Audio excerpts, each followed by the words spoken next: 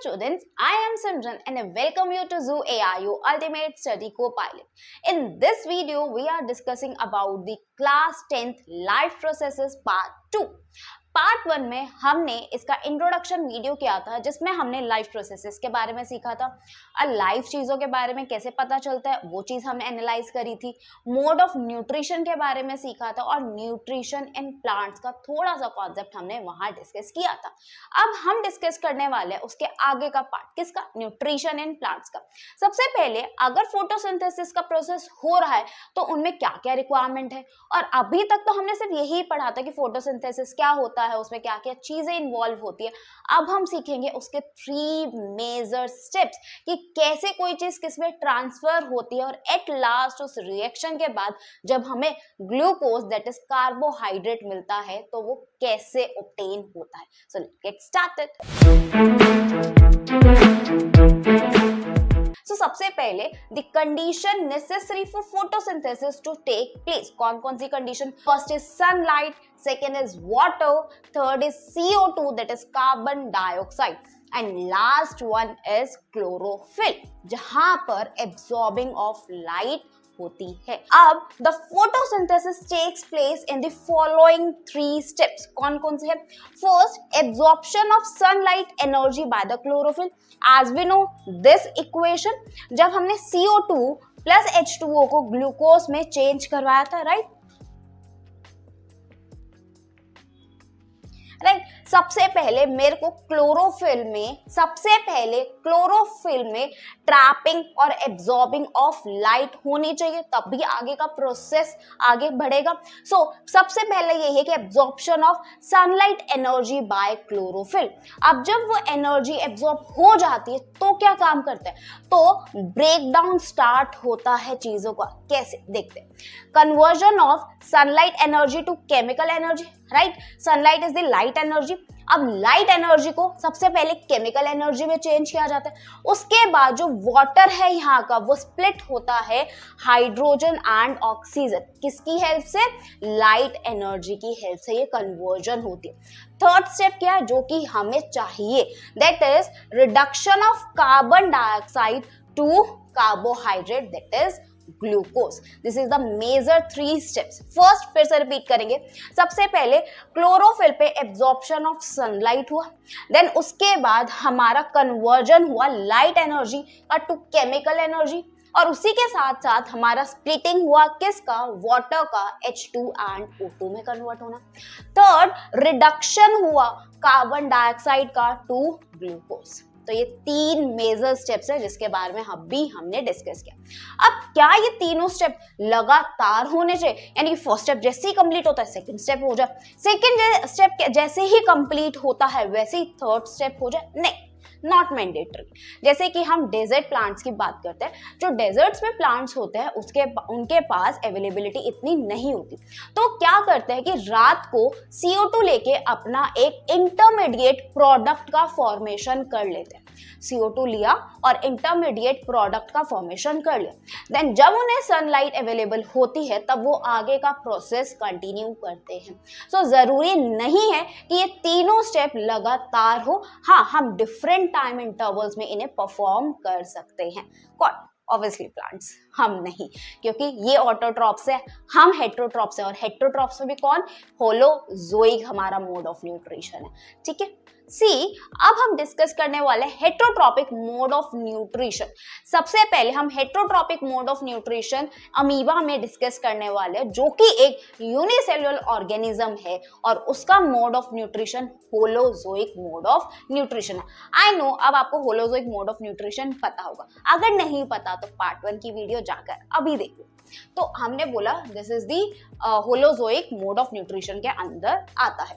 The process of obtaining food by amoeba is called phagocytosis. इसका मतलब जब amoeba खाने को लेता है तो उस प्रोसेस को फेगोसाइटोसिस बोला जाता है। अब जो बहुत सारे वेरियस स्टेप्स है, क्योंकि it's a holozoic mode of nutrition, तो ये बहुत ही कॉम्प्लेक्स ऑर्गेनिक मैटर को लेता है, इनटेक करता है, देन डाइजेस्ट करता है, देन एब्जॉर्ब करता है, राइट इतने सारे फंक्शंस हैं इसके, तो हम उसी फंक्शंस के बारे में पढ़ने वाले हैं। सबसे पहले ये अमीबा है, अमीबा के अंदर हमें पता है न्यूक्लियस प्रेजेंट होता है और ये साइटोप्लाज्म उसका प्रेजेंट है। जैसे ही फूड पार्टिकल्स इसके पास आता है वैसे ही अमीबा अपना फॉल्स फीट का फॉर्मेशन कर लेता है और उस फॉल्स फीट को हम बोलते हैं स्यूडोपोडिया। और जब वो इनगल्फ करता है उस प्रोसेस को क्या बोलते हैं, फेगोसाइटोसिस। ठीक है, देन जब जैसे ये अपना फेगोसाइटोसिस से फूड को अंदर लाता है तो वो फूड वैक्यूल में जाकर चला जाता है, यानी कि फूड वैक्यूल के अंदर फूड पार्टिकल्स प्रेजेंट है और फूड वैक्यूल के अंदर है क्या, डाइजेस्टिव एंजाइम्स प्रेजेंट है, जैसे हमारे पास है। अभी हम अपने बाद में पढ़ेंगे तो हमारा तो बहुत ज्यादा चीजें प्रेजेंट है, इवन हमारी बॉडी के अंदर हाइड्रोक्लोरिक जैसे एसिड्स प्रेजेंट है, बहुत ही स्ट्रॉन्ग एसिड है, बाप रे। देन उसके बाद जैसे ही प्रोसेस हुआ हम लास्ट में इसने एब्जॉर्ब कर लिया, यानी कि एसिमिलेशन वाला प्रोसेस कंप्लीट हो जाता है। सी इसका मतलब हमने सबसे पहले पढ़ा इंजेशन के बारे में। इंजेशन मतलब इनटेक ऑफ फूड, देन उसके बाद में इसने अपनी फॉल्स फीट का फॉर्मेशन किया जिसको हम क्या बोलते हैं, सूडोपोडिया का फॉर्मेशन इसने हमने किया। देन डाइजेशन के अंदर क्या किया, जब फूड वैक्यूल के अंदर फूड पार्टिकल आ गया और उस फूड वैक्यूल के अंदर क्या प्रेजेंट है, बहुत सारे डाइजेस्टिव एंजाइम है जो उस कॉम्प्लेक्स फूड पार्टिकल को बहुत ही छोटे छोटे छोटे छोटे पार्टिकल्स में ब्रेक डाउन कर देगा। अगेन इंजेशन में हमने सीखा कि इनटेक ऑफ फूड हुआ और इनगल्फिंग ऑफ फूड हुआ और इस प्रोसेस को फेगोसाइटोसिस बोलते हैं। और इस फेगोसाइटोसिस की हेल्प करने के लिए अमीबा ने एक फॉल्स फीट का फॉर्मेशन किया जिसको हमने स्यूडोपोडिया बोला। देन डाइजेशन में हमने सीखा कि जब एक फूड पार्टिकल फूड वैक्यूल के अंदर आया, जब फूड पार्टिकल फूड वैक्यूल के अंदर आया तो फूड वैक्यूल के पास बहुत सारे डाइजेस्टिव एंजाइम्स प्रेजेंट है जो फूड पार्टिकल के कॉम्प्लेक्स नेचर को ब्रेक करके छोटे छोटे मॉलिक्यूल्स में कन्वर्ट कर देगा। देन एब्जॉर्प्शन, इसका मतलब जो भी वो छोटे छोटे पार्टिकल्स होंगे वो सीधा ही साइटोप्लाज्म में एब्जॉर्ब हो जाएंगे through the process of diffusion. ठीक है, अगेन रिपीटिंग, जब वो छोटे छोटे पार्टिकल्स है साइटोप्लाज्म में जाएंगे वो सीधा साइटोप्लाज्म में एब्जॉर्ब हो जाएंगे डिफ्यूजन की वजह से। ठीक है, देन आता एसिमिलेशन। अब वो फूड पार्टिकल एब्जॉर्ब भी हो गया, अब उस फूड पार्टिकल से हमें एनर्जी मिलेगी थ्रू रेस्पिरेशन और यही एनर्जी ग्रोथ में भी हेल्प करेगी, किसकी, अमीबा की। और लास्ट स्टेप इज इजेशन, जब बहुत सारा अनडाइजेस्टेड फूड यानी कि पूरा कचरा किसमें प्रेजेंट हो जाए, अमीबा में, तो क्या करता है अमीबा, अपनी सेल मेम्ब्रेन को ब्रेक करता है, रप्चर करता है और जितना भी अनडाइजेस्टेड फूड होता है उसको थ्रो आउट कर देता है। तो ये पूरा प्रोसेस होता है न्यूट्रिशन इन अमीबा में। अगेन मैं आपको एक बार रिवाइज करवा रही हूँ, अभी हमने क्या पढ़ा न्यूट्रिशन इन अमीबा में।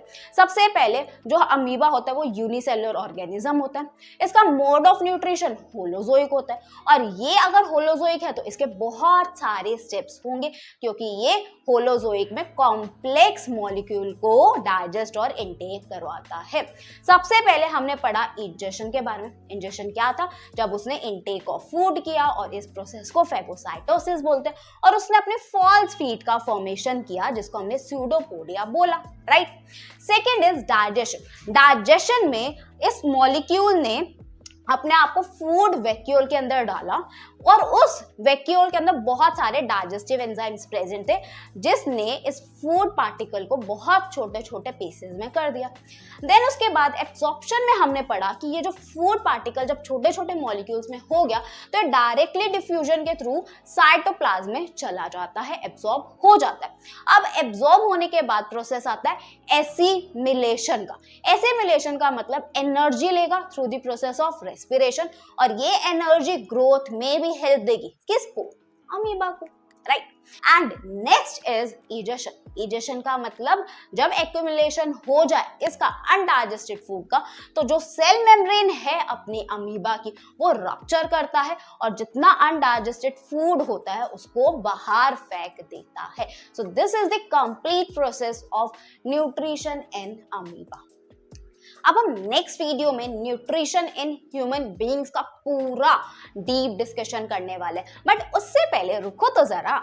उससे पहले हम जानने वाले कि हम अपनी स्टडीज को और कैसे इंप्रूव कर सकते हैं और अपने टाइम को कैसे सेव कर सकते हैं। एज वी नो, टाइम तो ऐसे जाता है, पहले स्कूल जाओ, देन उसके बाद ट्यूशन क्लासेस थोड़ी बहुत हो जाएगी, या आपने ऑनलाइन लेक्चर्स वगैरह देख लिए, उसके बाद स्कूल का होमवर्क करके नोट्स बनाने का टाइम नहीं मिलता, और अगर नोट्स बनाने बैठो तो रिवीजन का टाइम निकल जाता है। तो स्टडी और अपने जो स्केड्यूल है उसको कैसे मैनेज करना है, तो हम इसके बारे में थोड़ी सी बात कर लेते हैं।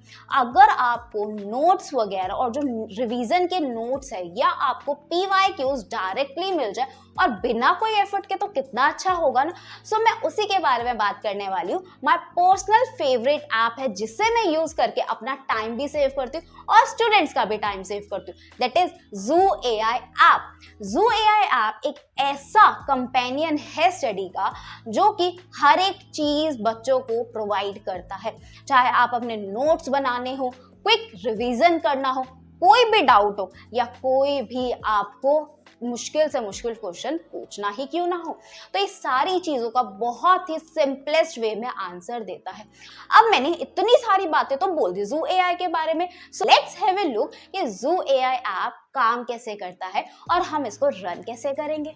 सबसे पहले Zoo AI ऐप को ओपन करेंगे। मैंने ऑलरेडी क्लास 10 यहाँ पे मेंशन करा हुआ है। सो सबसे पहले मैं साइंस ही खोलती क्योंकि हमें लाइफ प्रोसेसेस के बारे में जाना है, और मैं अभी ना लाइफ प्रोसेसेस के बारे में यहाँ पे ना डिस्कस कर रही थी अपने स्टूडेंट के साथ। सो सबसे पहले हम यहाँ पे साइड में 4 डॉट्स पे क्लिक करेंगे तो हमें पता चल जाएगा ये हमें क्या क्या प्रोवाइड करने वाला है।